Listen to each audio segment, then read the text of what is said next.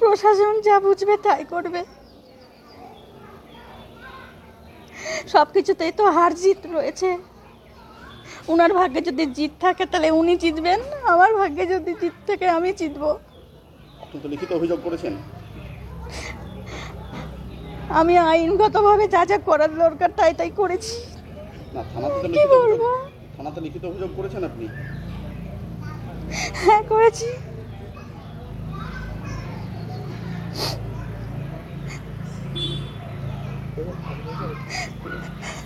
অবিলম্বে ভারত সরকারের ওই ব্যক্তিকে যে কিছুদিন আগে পদ্মশ্রীতে ভূষিত করেছেন ওটাকে প্রত্যাহার করে নেওয়া। ভারতবর্ষের সরকার এই ধরনের একজন ব্যক্তিকে ভালো করে তার ব্যাকগ্রাউন্ড বা তার দীর্ঘদিনের যে চলার ফেরা তার সম্বন্ধে ভালো করে জাজ না করে, তদন্ত না করে তাকে পদ্মশ্রীতে ঘোষিত করেছেন বা অলরেডি পদ্মশ্রীর মহামায়া রাষ্ট্রপতির সঙ্গে তিনি গ্রহণও করেছেন। ওটাকে ভারত সরকারকে বলবো যে পদ্মশ্রীর যে মান বা যে উচ্চতা সেটা এই ধরনের ব্যক্তিকে দেওয়া মানে পদ্মশ্রীর অপমানিত হয়েছে। কাজেই ওটাকে প্রত্যাহার করা অবিলম্বে ভারত সরকারের কাছে দাবি করব।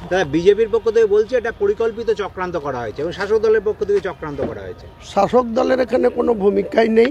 যে মহিলা 13 সালের ঘটনা, 2013 সালের ঘটনা, সেই মহিলার সঙ্গে উনি যদি পরিচিত না থাকতেন বা যদি কোনো সম্পর্ক না থাকতো তাহলে সরাসরি উনি নিজেই এটাকে নিয়ে ওপেন ফোরামে বলতে পারতেন যে তার কেউ চক্রান্ত করে তার সম্মানহানি করার চেষ্টা করছে, তিনি কোর্টে যেতে পারেন।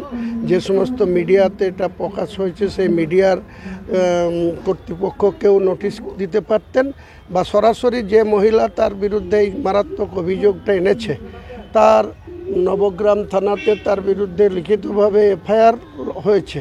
কাজেই তেনার যদি সৎসাহস থাকে, আমার বিরুদ্ধে যদি কেউ এই ধরনের অভিযোগ আনে, আমি সরাসরি তো সেটা তার বিরুদ্ধে মানহানিকর মামলায় যাব এবং তাকে উপযুক্ত নোটিশ সার্ভ করব এবং তার তথ্য প্রমাণ জোগাড় করে সেটাকে ফেস করতে বাধ্য হব। কিন্তু উনি এই ধরনের কাজে যুক্ত বা এই ধরনের একটা ঘটনা এতদিন ধরে চেপে রেখেছেন, এটাও একটা ক্রিমিনাল অফেন্স বলে আমি মনে করি। ওই মহিলা বলছেন যে আইপ্যাক এবং তৃণমূলের লোকজন সহযোগিতা করেছিল, এক ইউটিউবারকে বলার পর আইপ্যাক সহযোগিতা করে এই কেস করতে সহযোগিতা করেছে, তারা গাড়ি নিয়ে এসেছিল। আইপ্যাক সহযোগিতা। দেখুন, মহিলা কি বলছে সেটা বড় কথা নয়। প্রথম কথা হচ্ছে ওই মহিলা নিজে ওই প্রদীপানন্দ মহারাজের, কার্তিক মহারাজের বিরুদ্ধে লিখিতভাবে একটা এফআইআর করেছে। কে তাকে উৎসাহিত করলো, কে কাকে গাড়িতে করে নিয়ে গেল সেটা বড় বিষয় নয়।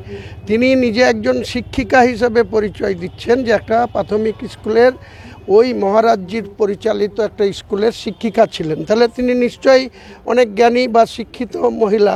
তো সেই মহিলা যখন কার্তিক মহারাজের বিরুদ্ধে সরাসরি এই অভিযোগ করছেন, আমি আগেই বললাম, আবার বলছি রিপিট করে, যে ভারত সরকারের অবিলম্বে এই কার্তিক মহারাজকে যে পদ্মশ্রী দিয়েছেন সেই পদ্মশ্রীটা অবিলম্বে প্রত্যাহার করা উচিত, তাকে কেড়ে নেওয়া উচিত।